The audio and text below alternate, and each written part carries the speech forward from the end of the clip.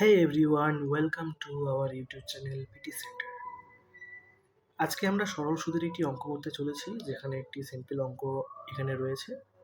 তো সেই অঙ্কটি আমরা সলভ করব। দেখি কি বলা হয়েছে।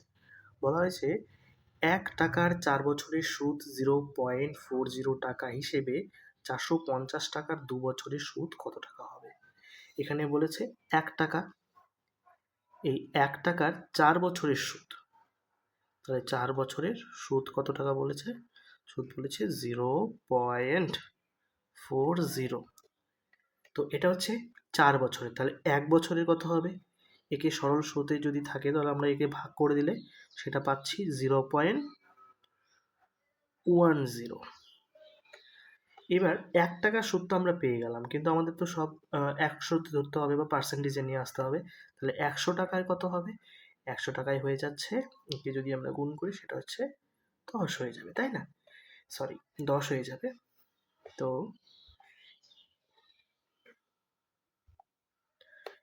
এবার এখানে যে সুদের হারের কথা বলা হয়েছে, সেই সুদের হারটা কি দেওয়া নেই, তো সেই সুদের হারটাই হচ্ছে এই 10। এবার আমাদের যে কন্ডিশনটা দেওয়া ছিল 450 টাকার 2 বছরের সুদের সুদ কত টাকা হবে। তো আমরা একটা ফর্মুলা রয়েছে PTR/100, ওটা দিয়ে করতে পারি। এছাড়া আমি একটি প্রসিডিউর বলছি, সেটাও করতে পারি। সেটা হচ্ছে এখানে কত বলেছে সুদের হার 10, কিন্তু কত বছরের জন্য? 2 বছরের জন্য। তাহলে আমাদের টোটাল সুদের হার হচ্ছে, এর সঙ্গে আমরা একে যদি গুণ করে দিই, তাহলে এর সঙ্গে একে যদি আমরা গুণ করে দিই তাহলে টোটাল হারটা আমরা পেয়ে যাচ্ছি। সেটা হচ্ছে কত? 20%। এবার এর 20% যদি আমরা বার করি সেটাই আমাদের কত হবে? উত্তর হবে। তাহলে এর 20% বার করতে গেলে আমরা কি করব? এই 20% বার করার জন্য আমরা এই 450-কে এইভাবে আমরা বার করতে পারি, 20/100।